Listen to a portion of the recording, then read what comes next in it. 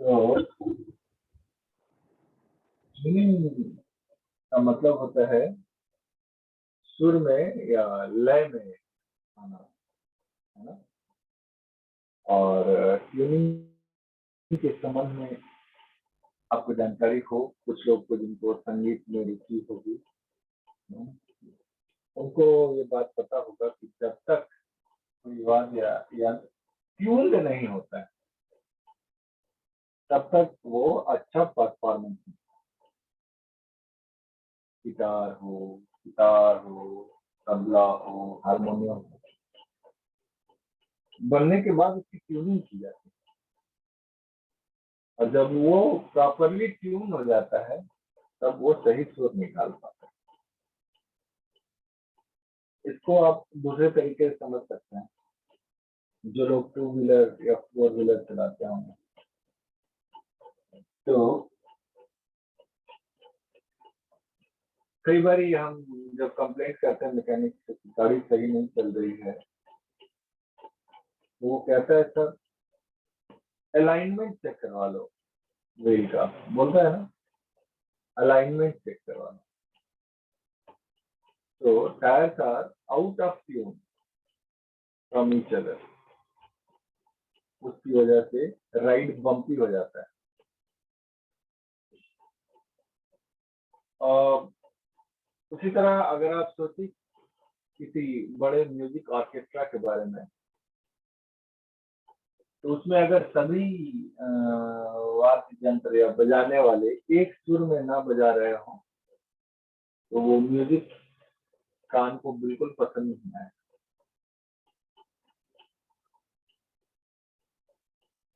इसी तरह आप देखें कि नेचर भी एक ट्यून में काम करती है, एक लय है, नेचर का एक लय है।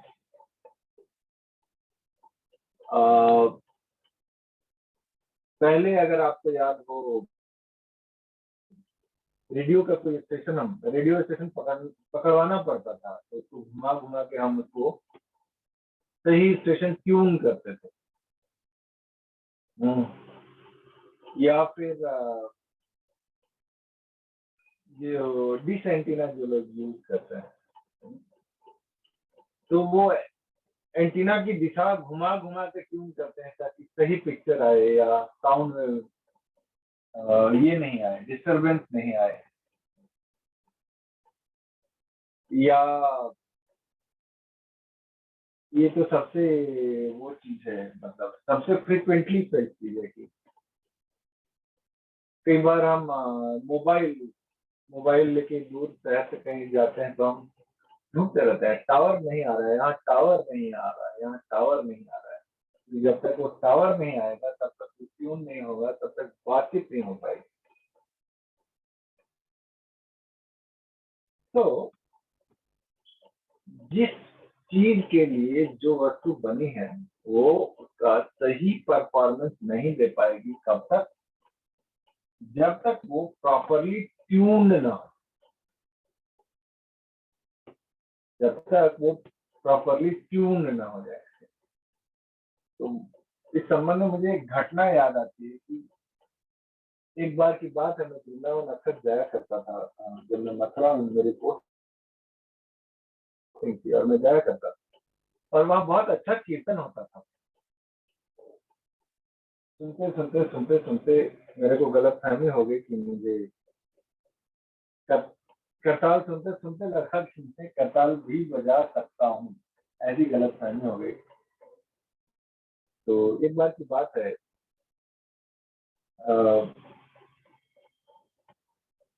शायद मुझे ठीक से याद नहीं, आंध्र प्रभु कीर्तन कर रहे थे और बहुत अच्छा कीर्तन चल रहा था, और मैं भी बहुत ज्यादा इंग्रॉस हो गया था उसमें, इतना अच्छा लग रहा था मेरे को। तो मेरे वहां पे जहाँ पे आंध्र प्रभु बैठ के हारमोनियम बजाते थे, वहां पे आजकल एक प्लाक लगा हुआ है व्हाइट कलर का, उनके नाम का। यहाँ बैठ के वो कीर्तन किया करते थे, वो हम्म, कृष्ण बलराम विग्रह के ठीक सामने। तो और वहीं मैं एकदम जल्दी चला जाता था, शाम के 4:30-5 बजे के बाद तो कीर्तन शुरू होता था और 6:30-6:45 जब तक संध्या आरती का टाइम नहीं होता था, खत्म ही तब होता था जब वो संध्या आरती शुरू होती तब तक। तो ऐसे 5:30-6 बजे का टाइम था और काफी बढ़िया जम रहा था, कीर्तन बहुत अच्छा हो रहा था, सब लोग बहुत आनंद में थे। और वहाँ टोकरी में बहुत सारे म्यूजिकल इंस्ट्रूमेंट पड़े रहते थे, तो जो भक्त लोग आते थे उनको बजाना आता था, वो एक एक करके आके बैठते थे और वो बजाते थे।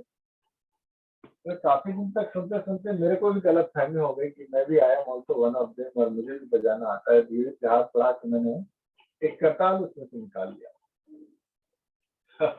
और कोशिश किया उनके साथ सुर में बजाने की। करताल एक इंस्ट्रूमेंट होता है जो रिदम सेट करता है तो करताल गड़बड़ हो जाए तो मृदंग ऑटोमेटिकली गड़बड़ हो जाएगा तो मेरा जो करताल था वो बिल्कुल आउट ऑफ ट्यून था मुझे लग रहा था कि बहुत अच्छा लग रहा है और मैं काफी मग्न होकर बजा रहा था, और जितना ही मग्न हो रहा था उतना तेज आवाज आ रही थी और वो आउट ऑफ ट्यून था। सब कीर्तन डिस्टर्ब हो गया, कोई भागता हुआ उधर से आया, मेरे हाथ से छीन के करताल ले गया कहा प्रभु माफ कर दो तो उस दिन मुझे समझ में आया कि ट्यूनिंग कितनी जरूरी है। You don't know the tune you can spoil the whole music. जीवन में भी यही बात सच है कि हमें अपने लाइफ को ट्यून करना होता है। आत्मा की स्वाभाविक प्रवृत्ति है कि वो आनंद के स्रोत की तरफ ट्यून होना चाहता है, उसका नेचर ही है आनंदमयो अभ्यास, उसका नेचर है, उसका एक्सपीरियंस है कि वो हमेशा आनंद में रहा है। तो आत्मा हमेशा आनंद की तरफ ट्यून होना चाहता है और प्रकृति का यह कार्य है कि तब तक हमारी इंद्रियों को प्रलोभन प्रदान करता है जब तक हम आनंद के मुख्य स्रोत की तरफ ट्यून नहीं होना चाहिए। आज भी जब ये कोरोना का समय है, सब लोग इतने कष्ट में हैं, अनिश्चितता की घड़ी में, तो ऐसा नहीं है कि इस सब को देख के सब लोग भक्ति की ओर बहुत उन्मुख हो रहे हैं, ऐसा नहीं है। बल्कि कई लोग इन सारी परिस्थितियों को देखकर भक्ति से और फ्रस्ट्रेट भी हो रहे हैं। सोल का नेचर है वो आनंद की तरफ क्यों होना चाहता है, आनंद के स्रोत है भगवान। लेकिन माइंड एंड इंटेलिजेंस वो सब चूंकि बहिरंगा शक्ति के प्रभाव में है, इसीलिए वो चाहता है कि बहिरंगा शक्ति से प्राप्त सहूलियतों को ही आनंद की तरफ भोग लिया जाए। It is trying to avail of the small so-called luxuries or benefits offered by nature, वो उसी को सब कुछ मानता है और उसके साथ क्यों होना चाहता है। तो किसी को प्रसिद्धि चाहिए तो वो हीरो बनना चाहता है, स्पोर्ट्स स्टार बनना चाहता है, पॉलिटिशियन बनना, किसी को धन कमाना है तो धनाढ़ लोगों की जीवन शैली अपनाने की कोशिश करता है, उनके हाव भाव, उनके विचार, उनकी फिलॉसफी जानने की कोशिश करता है।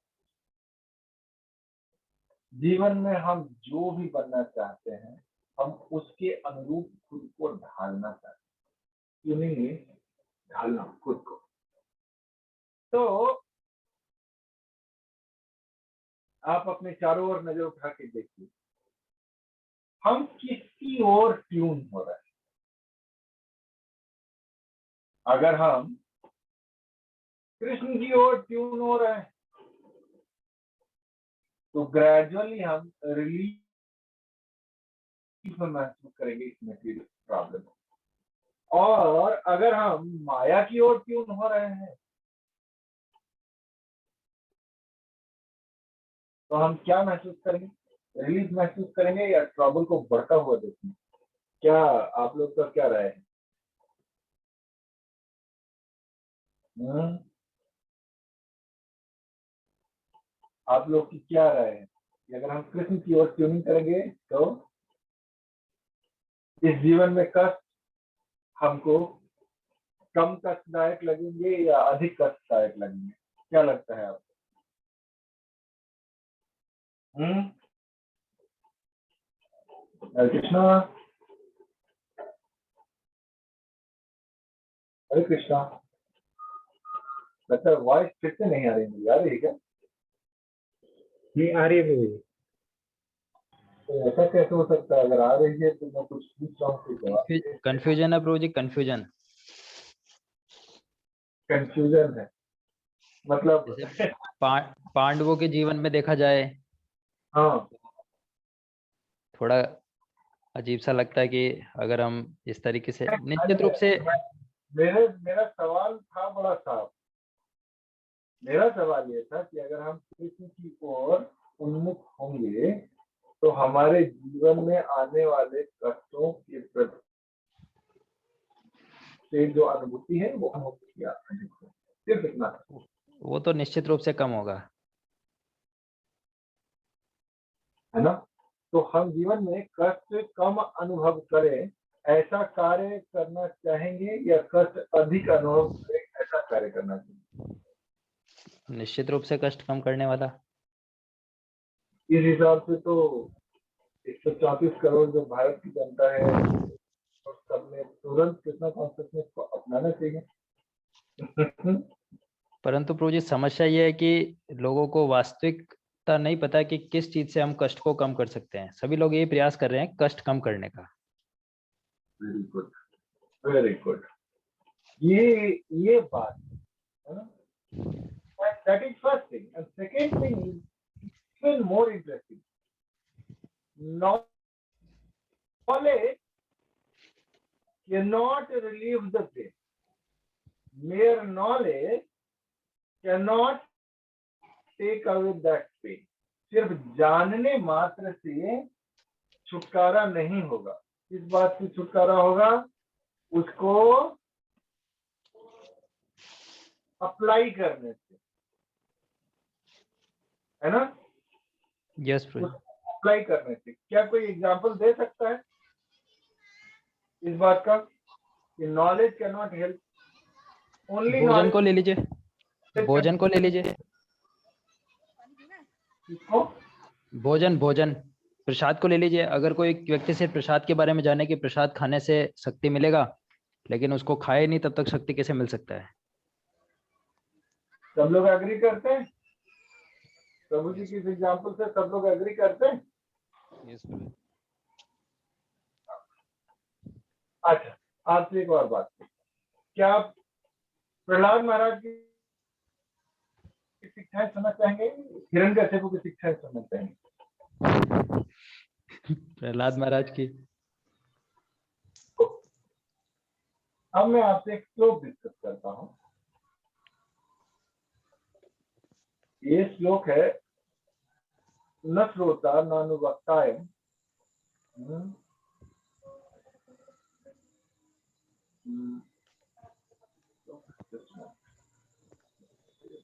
हाँ, मैं नॉट विश्व बाल एवं प्रवदति सर्वे विस्मित चेतसा ज्ञातयो निंदे सर्वम अनित्यम अनित्यम अयथो पितम। इसका मतलब है कि यमराज ने एक छोटे बालक के रूप में यह ज्ञान या इंस्ट्रक्शन सबको दिया। किसको दिया? सारे रिलेटिव जो सुयज्ञ जो राजा था उसके मृत देह को घेर कर जो विलाप कर रहे थे, उन सबों को यह ज्ञान दिया। और उन्होंने जो ज्ञान दिया उससे सभी लोग चकित रह गए। कितना छोटा सा बच्चा इतना सुंदर बात बता रहा है। और उन्होंने जो ज्ञान दिया उसको जानकर सभी लोग इस बात कन्विंस हो गए कि ये जो मटेरियल शरीर है इससे अटैचमेंट का कोई मतलब नहीं। और जितनी चीजें मटेरियल है वह एक दिन एग्जिस्ट नहीं करेगी।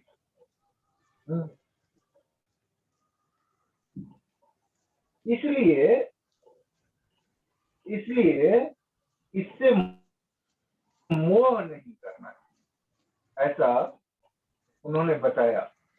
किसने? यमराज ने बताया। इसको राजा सुयद के जो परिजन थे उनको समझाया ये बात। और इसके बाद क्या हुआ? आफ्टर इंस्ट्रक्टिंग श्लोक है, जब एतत् उपाख्याय तत्रैव अंतर्धीयत ज्ञात्यो हि सुयज्ञस्य चक्रुयुः जत सांपरायिकम। कहते हैं कि ये सुनने के बाद इतने सुयज्ञ राजा के रिलेटिव्स थे, है ना, वो यमराज से इस ज्ञान को प्राप्त किए। उसके बाद यमराज अंतर्ध्यान हो गए और उसके बाद राजा सुयज्ञ के सभी अंतिम क्रियाओं को संपन्न किया गया। उसके पहले उसके परिजन उसके शरीर को जाने नहीं दे रहे थे, ये कहकर कि हम इसके बगैर रह नहीं सकते, हम इसको हमसे अलग नहीं सकते। तो ये जो श्लोक है आपका क्या वो है कि किसने कहा होगा? ये जो शरीर और आत्मा का यह विलक्षण ज्ञान है, उसमें आगे कहते हैं कि अतः सोचतमयम् परम आत्मने वा क आत्मा कः परो वा अत्र स्वीय पारक्य एव वा स्वपरा अभिनिवेशेन विनाज्ञेन देहिनाम्। Therefore, none of you should be aggrieved for the loss of the body. इसीलिए आप में से किसी को भी इस शरीर के नष्ट होने पे विलाप नहीं करना चाहिए या शोक नहीं करना चाहिए। जब आप खुद ही क्षणभंगुर है तो कौन आपका अपना है, कौन आपका पराया है? ये केवल अज्ञानता है कि यह आपको यह सोचने पे मजबूर करता है। क्या सोचने पे? कि ये मैं हूं, दूसरे मेरे से अलग हैं, ये मेरा है। ऐसा सोच जो है बिल्कुल भौतिक है और बुद्धिमान आदमी को ऐसा जो व्यवहार नहीं करना। आपको क्या लगता है ये श्लोक किसने कहा हो? आपको क्या लगता है ये श्लोक किसने कहा हो? प्रहलाद महाराज ने कहा होगा या हिरण्यकश्यप ने कहा होगा?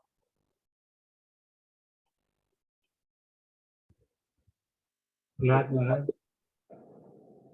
प्रहलाद महाराज ने कहा होगा। किसी और का कोई और व्यक्ति कंट्रीब्यूट करना चाहे?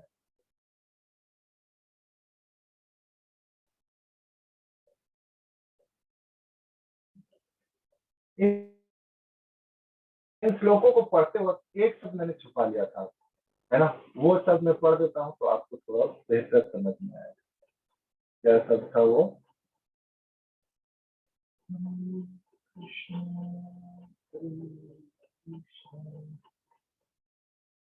ये अध्याय 7 स्कंद 7 अध्याय 2 58 नंबर श्लोक है और ये शुरू होता है श्री हिरण्यकशिपुर्वाच। ये ज्ञान कौन दे रहा है? ये ज्ञान कौन दे रहा है? हिरण्यकशिपु। अब आप समझे, ज्ञान से किसी की रक्षा नहीं हो सकती।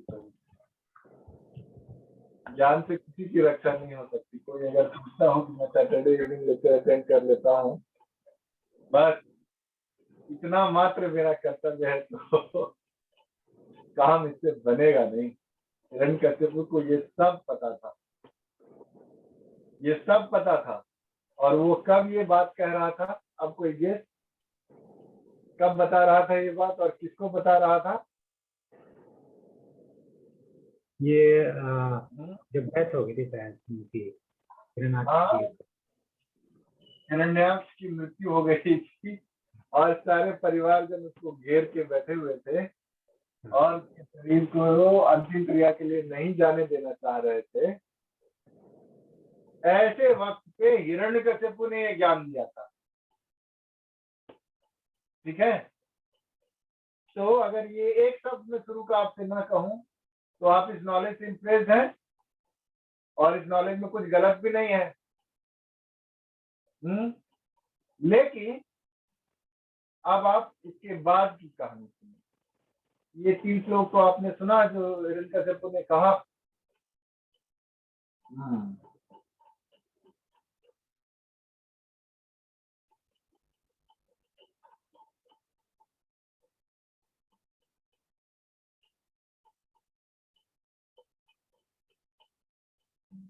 इसका अगला श्लोक है श्री नारदो उवाच इति दैत्यपते वाक्य द्वितीराकर्ण सस्मिता पुत्र शोकम क्षणात् त्यक्त्वा तत्वे चित्तम धार्यत। कहते हैं कि इस श्लोक के कहे जाने का असर कौन कह रहा है? ये श्लोक कह रहा है हिरण्यकशिपु और उसके द्वारा उस प्रवचन किए गए प्रवचन का असर क्या हुआ कि जो दीति माता थी हिरण्यकशिपु की, उन्होंने हिरण्यकशिपु की इंस्ट्रक्शन सुना अपनी बहू के साथ बैठ के जिसका नाम था ऋषभानु और then she then forgot her grief over her son's death and thus engaged her mind and attention in understanding the real philosophy of life. उसके प्रवचन में भी वो ताकत था कि शोक दूर कर दिया और उन लोगों को आकृष्ट किया ये जानने के लिए कि जीवन का मुख्य उद्देश्य क्या है। राइट, यहां तक हिरण्यकशिपु जो थे वो नारद जी के बराबर का काम करते नजर आ रहे थे। नहीं, अगला ये चैप्टर नहीं खत्म होता, अगला अध्याय है अध्याय 3। उस अध्याय का नाम ही प्रभुपाद ने बहुत सुंदर लिखा है, Hiranyakashipu plan to become immortal.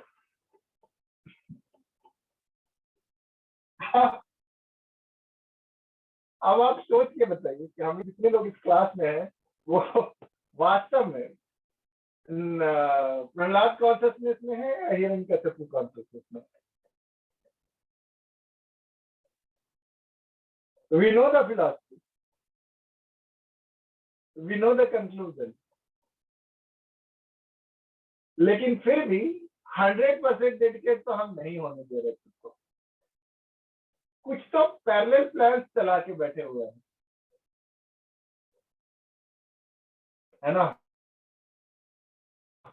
कुछ तो पैरेलल प्लान्स चला के बैठे हैं कि भक्ति तो करेंगे, साथ में ये भी, साथ में ये भी, मेरी पर्सनल योजनाएं भी कुछ काम करेगी। तो हिरण्यकशिपु यही कर रहा था,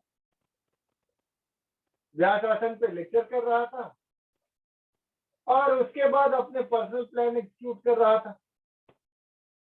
भगवान से द्वेष रखता था, वास्तव में उनसे बराबरी करना चाहता था या उससे आगे निकलना चाहता था।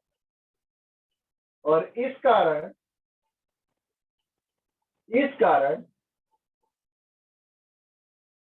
वह अपने एक छोटे से पुत्र हार्मलेस प्रहलाद जैसे एक बच्चे से शत्रुता कर बैठा। प्रहलाद ने कभी उसका कुछ भी बिगाड़ने का कोशिश नहीं किया। प्रहलाद ने कभी उनको कुछ अपोज नहीं किया, रेजिस्ट नहीं किया। नहीं गए ह्यूमन राइट्स वालों के पास कि मेरे पिता मेरे साथ इतना अत्याचार करते हैं, ऐसा कुछ भी शोर नहीं मचाया। आजकल तो एनिमल राइट पे भी सोसाइटी में संस्थाएं बनती, लेकिन प्रहलाद महाराज किसी के पास नहीं गया, ना ही अपना कुछ पर्सनल इंतजाम किया अपनी सुरक्षा का। प्रहलाद महाराज किस चीज पे आश्रित होकर रहे? प्रहलाद महाराज किस चीज पे आश्रित होकर रहे? भगवान हरि। गौर से इस बात को अंदर जाने दीजिए और फिर अपने आप को सर्टिफिकेट दीजिए कि क्या मैं प्रहलाद कॉन्शियसनेस में जी रहा हूँ या हिरण्यकशिपु कॉन्शियसनेस में जी रहा हूँ। क्यों? जहां तक ज्ञान की बात है, एकदम साफ हिरण्यकशिपु कह रहा है, स्पिरिचुअल नॉलेज दे रहा है ऐसा कि सबों का भ्रम दूर हो गया उसके कारण। लेकिन हृदय भगवान को समर्पित नहीं, चूंकि भगवान को समर्पित नहीं था, इसीलिए वहां क्या उत्पन्न हो गया? ईर्ष्या उत्पन्न। इसलिए वहां ईर्ष्या उत्पन्न हो गया। और जहां जहां ईर्ष्या होगी वहां सुख शांति की क्या व्यवस्था है? प्रभु जी, क्या कहा गया भगवत गीता में? जहां ईर्ष्या रहता है वहां सुख शांति की क्या गुंजाइश है कोई गुंजाइश?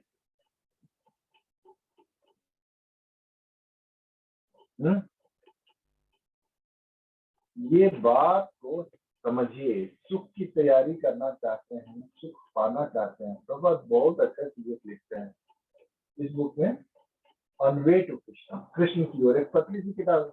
कितने लोगों के पास वो बुक है, कृष्ण की ओर? हरे कृष्ण। एक पुस्तक है प्रभुपाद की लिखी हुई, कृष्ण की ओर। कितने लोगों के पास वो पुस्तक? एक, सॉफ्ट कॉपी में अवेलेबल है मुझे। 2, प्लीज पढ़ डालिए उस पुस्तक को, बार बार पढ़िए, बहुत ही अच्छी पुस्तक। उसमें प्रभुपाद लिखते हैं, क्या लिखते हैं? मैं उसे कोट कर रहा हूं आप। द प्रोसेस, हम में से हर एक व्यक्ति सुखी होना चाहता है। प्रभुपाद लिखते हैं सुख के बारे में, क्या लिखते हैं? The process of establishing oneself in real happiness is the process of Krishna consciousness। अपने आप को पूर्ण आनंद में रखने का तरीका है कृष्णा कॉन्शियसनेस। मतलब जो कृष्णा कॉन्शियसनेस से जुड़ा रहेगा और उसके अनुरूप कार्य करेगा, केवल और केवल वही आनंद की स्थिति को प्राप्त कर सकता है। By Krishna consciousness, we can gradually develop our real intelligence and naturally enjoy relating to spiritual happiness। कहते हैं कि कृष्ण भक्ति के द्वारा हम अपने वास्तविक ज्ञान और बुद्धि को विकसित कर सकते हैं और उसके द्वारा हम आध्यात्मिक सुख का लाभ उठा सकते हैं। As we begin to relish spiritual happiness, we proportionately abandon material happiness। जैसे जैसे हमें आध्यात्मिक सुख का आभास होने लगता है, वैसे वैसे ही भौतिक सुख से मन उचटने लगता है, दूर होने लगता है। As we make progress in understanding the absolute truth, we naturally become detached from this false happiness। जैसे जैसे हम परम सत्य या भगवान को जानने में आगे बढ़ते जाते हैं, वैसे वैसे सांसारिक सुख के झूठे प्रलोभनों से हम अपने आप को दूर हटाते जाते हैं। If somehow or other one is promoted to that stage of Krishna consciousness, what is the result? Prabhupada कहते हैं कि अगर किसी भी प्रकार से और प्रयास से कोई अपने आप को कृष्ण भक्ति में इतने ऊंचे स्तर तक उठा ले, तो उसका परिणाम क्या निकलता है? जब लब्ध्वा च परं लब्धं मन्यते नाधिकं ततः यस्मिन् स्थितो न दुःखेन गुरुणापि विचाल्यते। जं लब्ध्वा च परं लाभं मन्यते नाधिकं ततः यस्मिन् स्थितो न दुःखेन गुरुणापि विचाल्यते। जब मैंने सवाल पूछा था आपसे कि सुख की अनुभूति बढ़ेगी या घटेगी, तो कहीं से जवाब आया था, पांडवों को देख के हम कंफ्यूज।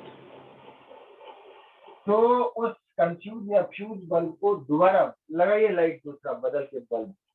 गीता के अध्याय 6 श्लोक संख्या 22 को कोट किया प्रभुपाद ने, जहां कहा गया है कि जब कोई इस प्रकार आनंद में स्थित हो जाता है, तब वह समझ जाता है कि इससे अधिक इस जीवन में प्राप्त करने लायक कोई वस्तु नहीं। और जब कोई ऐसी स्थिति में अपने आप को स्थिर कर लेता है, तब चाहे बड़ी सी बड़ी कठिनाई आ जाए, वह विचलित नहीं होता। अब आप बताइए कि पांडव के जीवन में जितने भी कष्ट आए, उससे वो विचलित हुए कि नहीं विचलित?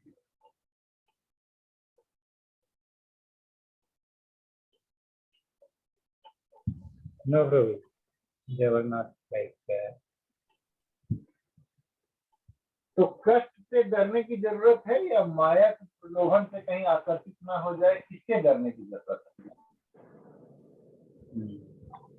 माया के प्रलोभन से आसक्ति न हो जाए। समझ रहे हैं? खतरा किधर है वो देखिए। तभी तो आप मतलब निशाना गलत लगाइएगा तो कभी तीर लगेगा नहीं निशाने। हम लोग सोचते हैं कि सुख प्राप्ति करनी है, इसीलिए सुख की ओर निशाना लगाते हैं। और सुख का प्रलोभन कौन बांट रहा है? माया का एजेंट सब। सुख का प्रलोभन बांट रहा है माया का एजेंट सब। भक्ति विनोद ठाकुर कहते थे कलीर चेला। ये कली के जो एजेंट सब हैं, वो लोग सुख का प्रलोभन बांट रहे हैं। वो कह रहे हैं कि तुमको विदेश घूम के आओ तो तुम बहुत बड़े आदमी कहलाओगे, अधिक धन कमा लो तो तुम बहुत बड़े आदमी कहलाओगे, समाज में तुम्हारी बड़ी मान प्रतिष्ठा हो जाए तो तुम बहुत अच्छे आदमी कहलाओगे, तुम पॉलिटिक्स में बहुत नाम कमा लो तुम बड़े अच्छे हो जाओगे। तरह तरह से विचलित किए हुए हैं हमको सुख का। होपिंग अगेंस्ट होप, आशा, एक आशा मतलब नहीं कार्यान्वित होती जब तक, तब तक दूसरा एक होप ला के खड़ा कर देता है, फिर वो जब तक दिया बुझ जाता है तब तीसरा एक ला के खड़ा कर देता है। They are continuously working upon us, लगातार हम पे कार्य कर रहा है। और क्या बता रहा है? दैट सारा सुख जो है इस संसार में ही है। वो लगातार ये बताने की कोशिश कर रहा है कि सारा सुख इस संसार में है। और जबकि सत्य क्या है? सुख के स्रोत कौन है? सुख के स्रोत कौन है प्रभु जी? भगवान श्री कृष्ण। ये तो एक व्यक्ति की राय है, बाकी लोगों की क्या राय है? ये जो 17 सज्जन यहाँ पे हैं, ये 17 सज्जन में से एक कहते हैं कि सुख के जो आधार है वो भगवान है, बाकी 16 लोग क्या मानते हैं? यही सही है भगवान है। मानते हैं ना? तो हम Yes, क्या हम सुखी होना चाहते हैं, सुखी होना चाहते हैं? सुखी होना चाहते हैं। अब तो भगवान का कहा मानना चाहिए हमको, है ना? यस प्रभु जी। इसका मतलब ये नहीं कि हम जो कुछ भी जीवन में कर रहे हैं उसको छोड़कर हम कहीं भाग खड़े हों और कुटिया बना के रहने लगे, ऐसा नहीं। इसका मतलब सिर्फ इतना है, इस बात को ठीक से समझना कि मेरे पास भगवत प्राप्ति का ज्ञान है तो सरेंडर भी है, नहीं तो हिरण्यकश्यप स्टाइल भक्ति हो जाएगी। व्यास आसन पे कृष्ण का था और व्यास आसन से उतरते ही अहम मामेति, मैं मेरा शुरू हो जाएगा, तो उससे कुछ लाभ नहीं होगा, अंत में सब नाश होगा, है ना? तो प्रैक्टिकली हमको ये बात सोचना चाहिए, जो कुछ भी मैं भगवान के बारे में जानता हूँ, क्या आधार पे कार्य करने के लिए प्रयासरत हूँ। कई बार लोग कहते हैं प्रभु जी स्ट्रगल बहुत है लाइफ में। प्रभु जी लाइफ में स्ट्रगल दोनों तरफ है। आप किसी मंदिर में रहने वाले ब्रह्मचारी को भी हिला डुला के पूछेंगे ना, वो भी बताए बहुत स्ट्रगल है, बहुत प्रॉब्लम है। और आप किसी गृहस्थ को पूछेंगे, पूछने की खैर जरूरत नहीं, गृहस्थ को खुद ही आपको आगे से बताता रहेगा वो कैसे 7 समंदर पार करके यहाँ मंदिर तक आए हैं या इस कथा में आए, और उनका राइट भी बनता है ऐसा मानने का। तो स्ट्रगल दोनों तरफ, इट ओनली डिपेंड आप अनुभव क्या करेंगे। आप देखिए ना आश्चर्य की बात कि प्रभु जी कह रहे थे कि पांडवों की कथा सुन के डर लगता है कि क्या कृष्ण की ओर प्रयास किया जाए तो सुख की अनुभूति कम होगी या ज्यादा होगी। तो प्रभु जी कंपैशनेट हो रहे थे, जैसे कि भीष्म पितामह कंपैशनेट हो रहे थे, कुंती महारानी को बहुत कष्ट झेलना पड़ा ऐसा वो सोच रहे। लेकिन कष्ट झेलने वाली कुंती महारानी क्या कह रही थी प्रभु जी भागवतम में? विपदा कष्टों के बारे में और अधिक दिया जाए। तो ये हिम्मत पैदा तो तब होगा ना जब भगवान के संसर्ग में या भगवान के एसोसिएशन में उस आनंद की अनुभूति होगी, तभी तो ये कहने का हिम्मत होगा कि इसके साथ जो कष्ट है सब जीरो है। नहीं, अगर हम डायरेक्टली खुद ही अपने सारे प्रॉब्लम सॉल्व करने का जिम्मा लेके घूमते रहेंगे तो हमें और हिरण्यकश्यप में क्या फर्क रहेगा? माता जी सब लोग सोच के देखिए कि अगर हम सब अपने अपने जीवन के उत्थान का जिम्मा खुद ही लेके बैठे रहेंगे तो हमें और हिरण्यकश्यप में क्या फर्क? तो विचार करके देखिए, यही जीवन है। इस जीवन में हम प्रहलाद मती से रह सकते हैं या हिरण्यकश्यप मती से रह सकते हैं। प्रहलाद मती का मतलब होता है कि हम भगवान पे पूर्ण आस्था रखकर अपने सारे कार्यों को भगवान के कार्य मानकर करेंगे, भगवान के आदेशों का पालन करेंगे और इस तरह अपने जीवन को भगवत स्मृति से इनरिच कर लेंगे। तो इस संसार से पाने के लिए हमारे अंदर कोई भीषण इच्छा नहीं बची। क्यों? लिखा तो हुआ है यम लब्ध्वा चा परम लाभम, जिसकी प्राप्ति के बाद इससे बड़े और किसी लाभ की कोई आकांक्षा नहीं बढ़ती। तो वास्तव में कृष्ण भक्ति का ये उद्देश्य है और ये उसका लक्षण भी है। ये उद्देश्य भी है और ये लक्षण भी है। उद्देश्य क्या है कि वह जिन भौतिक तापों, आपको याद हो जो रूप और सनातन गोस्वामी जब वो मिले थे चैतन्य महाप्रभु से तो उन्होंने क्या कहा था? चैतन्य महाप्रभु से क्या कहा था? फर्स्ट थिंग के आमी केनो मोरे जापे तापसाय, कहते हैं कि लोग हमको पंडित करके मानते हैं, बहुत ज्ञानी करके मानते हैं, लेकिन मुझे तो ऐसा कुछ लगता नहीं। मुझे तो आप रक्षा करिए, मुझे ट्यून कर दीजिए, भक्ति के प्रोसेस में ट्यून कर दीजिए, क्योंकि अकारण ये भौतिक कष्ट हमको लगातार प्रताड़ित करते हैं। तो अगर हमें भी लगता है कि जीवन में भौतिक कष्ट प्रताड़ित करते हैं तो हमको क्या करना है? क्या उन सभी कष्टों के निवारण के लिए अलग से व्यवस्था करने में ही जीवन खर्च कर देना चाहिए, या सामान्य प्रयासों के लिए अलावा भगवान पर डिपेंडेंट होकर अपना जीवन यापन करना चाहिए? क्या लगता है आपको? Let us start depending upon God. Let us make God partner in our family.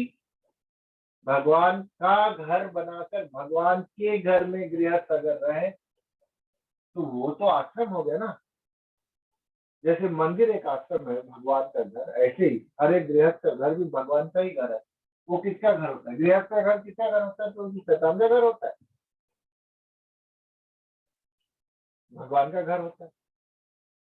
तो जब वो भगवान का ही घर होता है तो भगवान के कहे मुताबिक उसमें रहने की व्यवस्था होनी चाहिए कि नहीं होनी चाहिए? सिर्फ कहते वक्त हम थोड़ा कह सकते हैं कि ये भगवान का घर है और चलेगी सारी योजना हिरण्यकश्यप की तरह मेरी अपनी।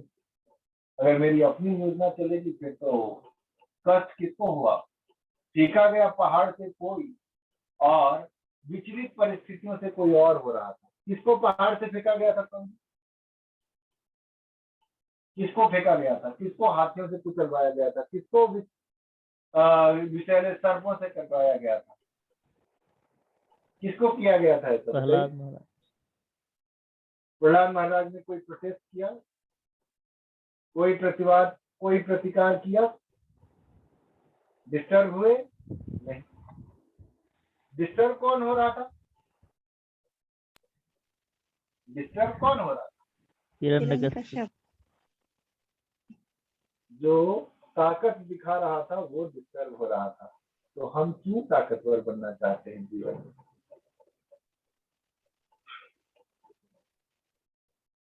हम क्यों ताकतवर बनना चाहते हैं? सरल तरीका तो है, जपमाला उठाइए, हरिनाम करिए, भगवान को भोग लगाइए, प्रसाद खाइए, भक्तों का शांत करिए, कीर्तन करिए, जीवन सफल। इतना सिंपल है। वो नहीं करके मन के घोड़े पर दौड़ते रहेगा मन, अगर फिर नहीं रहेगा, भगवान में लगने नहीं देगा, हाँ, ग्रंथों को पढ़ेंगे नहीं, भागवतम पढ़ेंगे नहीं, भगवान की लीलाएं सुनेंगे नहीं, तो जीवन में आनंद की कोई गुंजाइश बचेगी कहाँ? है ना? तो इसीलिए प्लीज आप सब लोगों की अनुरोध है मेरा, इन सब प्रैक्टिकल एग्जाम्पल से सीखिए।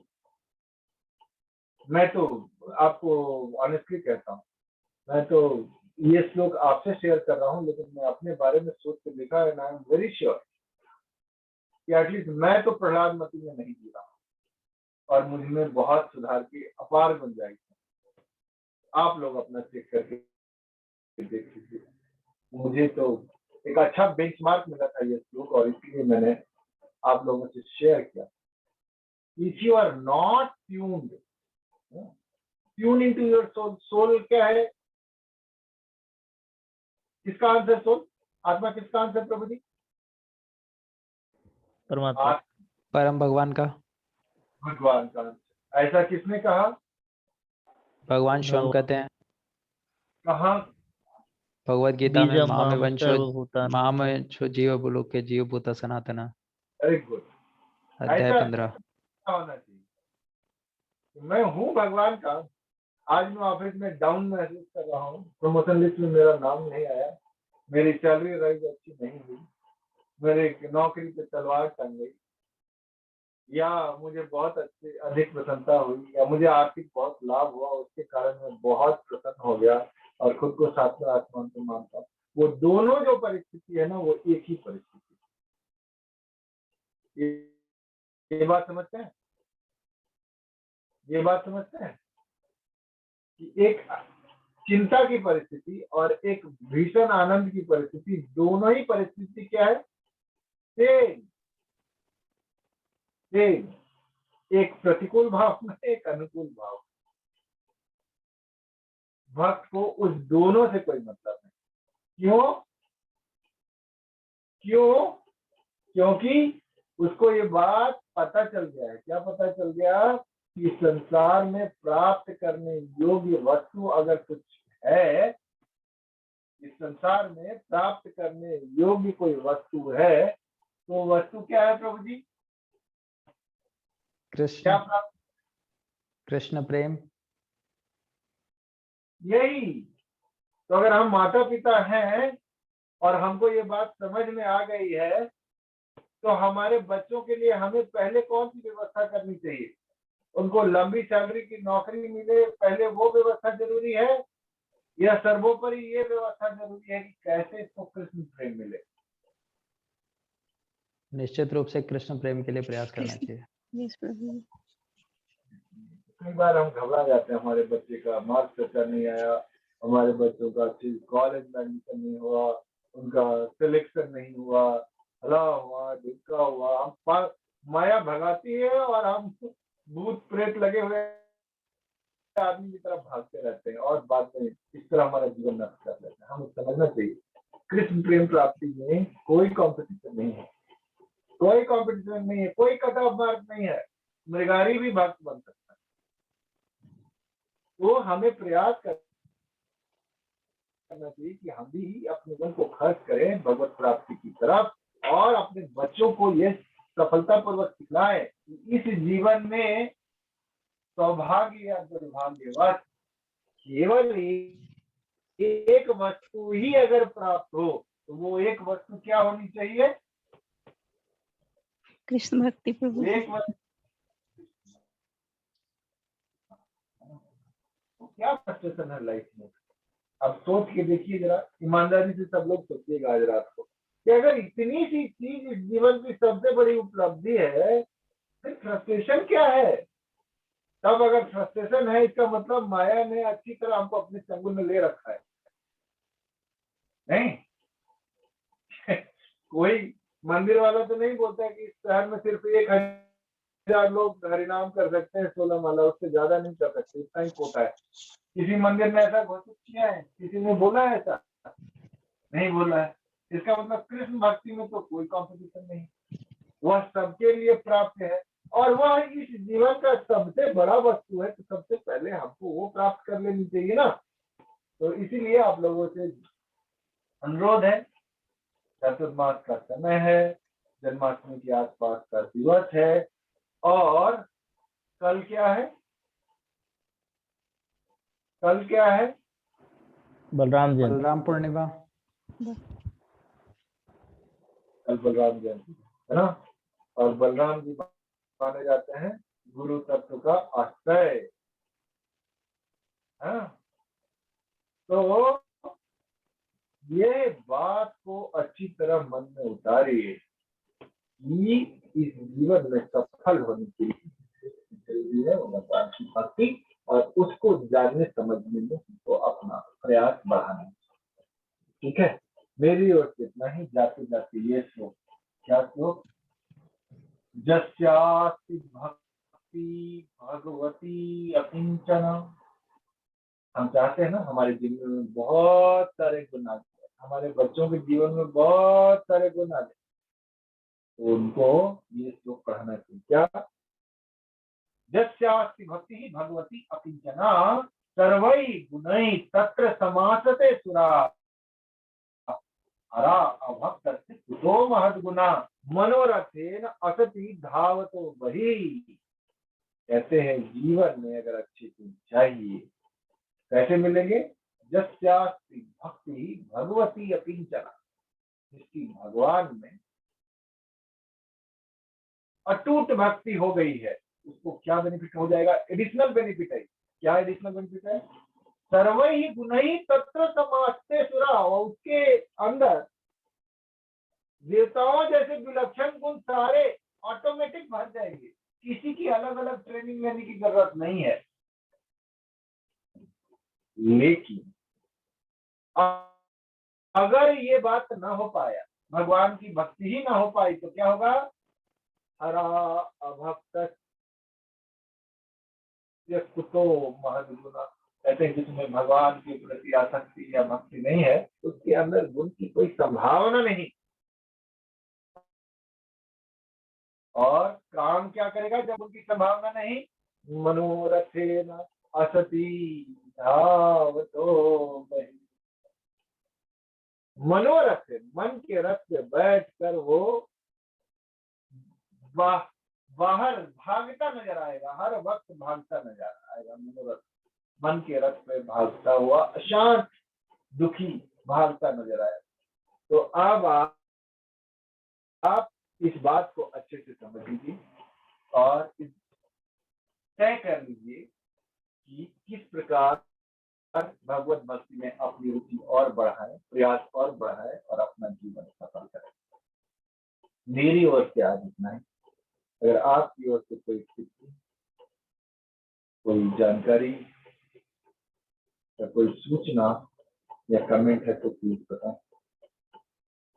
हरे कृष्ण। सब लोग अच्छा भागने की जल्दी नहीं दिखाई। सच सच सच की बात मेरे को बताइएगा, कितने लोग हैं जो रोज पढ़ते हैं थोड़ा थोड़ा या सुनते हैं? कितने लोग रोज पढ़ते हैं या सुनते हैं?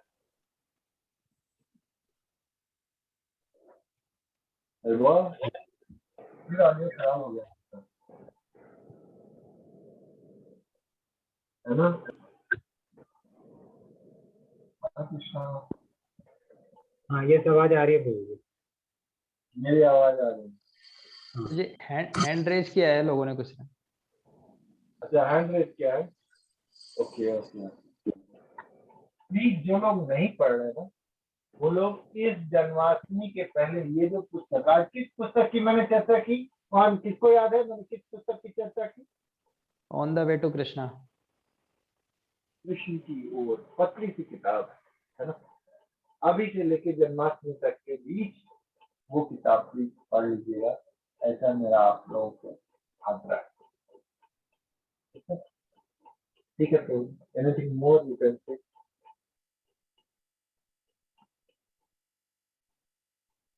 प्रभु जी, हाँ, थोड़ा सा डाउट है प्रभु जी, जिसमें पढ़ रहा था आज की जब हम प्रभात की बुक से मतलब कि ग्रंथ पढ़ते हैं तो हम इसका मतलब है कि भगवान का संग करते हैं, और जब भगवान का संग करते हैं तो हमारे जो कलमश है वो धुल जाते हैं।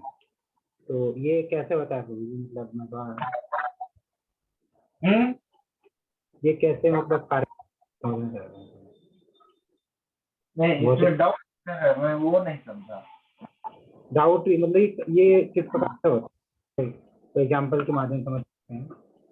जैसे प्रभुपाद किस विषय के बारे में लिखते हैं साहब? भगवान के विषय में लिखते हैं। भगवान के विषय में लिखते हैं, है ना। और जब भगवान के विषय में हम पढ़ते हैं या सुनते हैं तो हम किसका संग कर रहे होते हैं? भगवान का ही संग कर रहे होते हैं। और जब हम भगवान का संग कर रहे होते हैं तो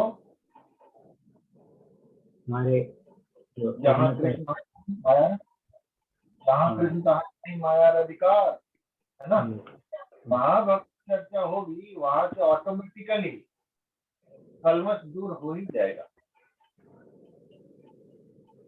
वो हो ही जाएगा। बल्कि आप किसी कलमश में फंसे हुए दिन इसको पढ़ के देखिएगा तो आप इस चीज का इम्पोर्टेंस समझ जाएंगे।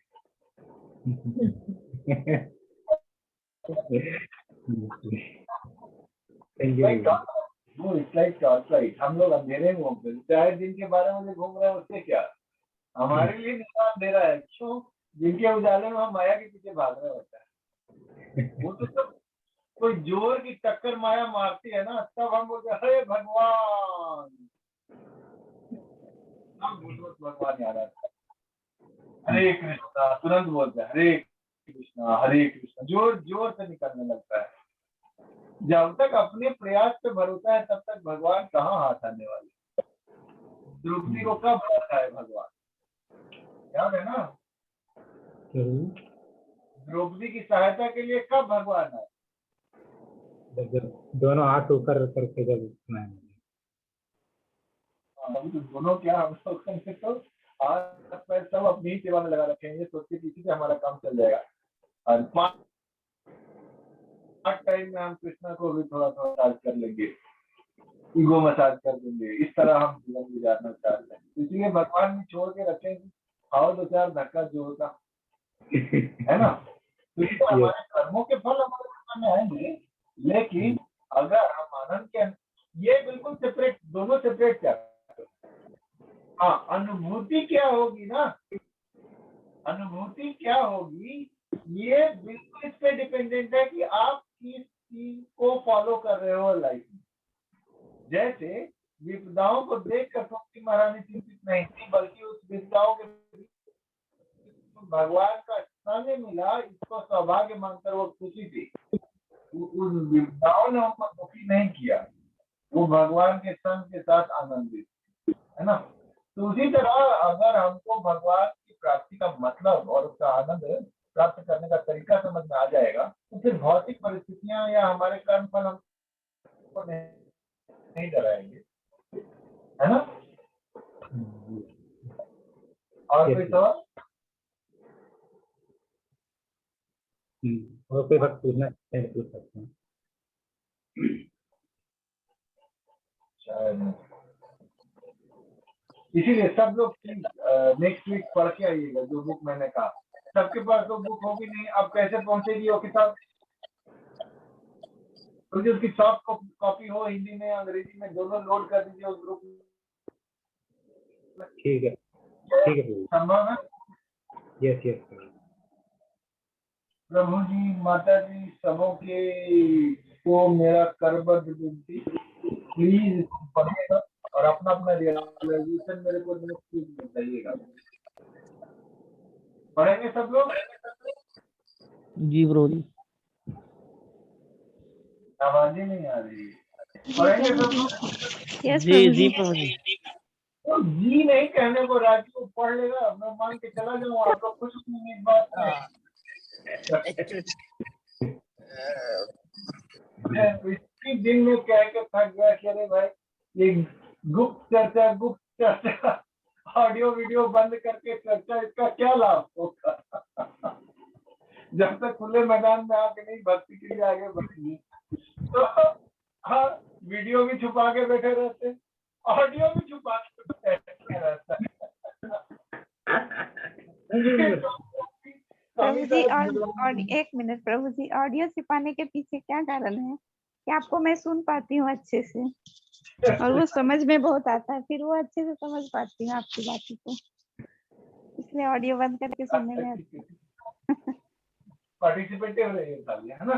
तो सब लोग प्लीज पढ़िएगा। नेक्स्ट वीक हम लोग इस बुक के ऊपर चर्चा करेंगे, ठीक है? ओके जी प्रभु जी।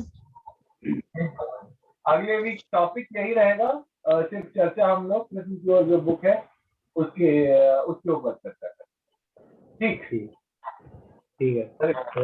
तो thank you for listening lecture. तो ये पूरा मतलब अपने एक्सपीरियंसेस उसके साथ हम लोग बताते हैं, and still we are not able to get that, so it will be our misfortune. हम प्रयास करेंगे तो और भी एक्टिवली पार्टिसिपेट करें हम लोग सारे लोग, so that will be good.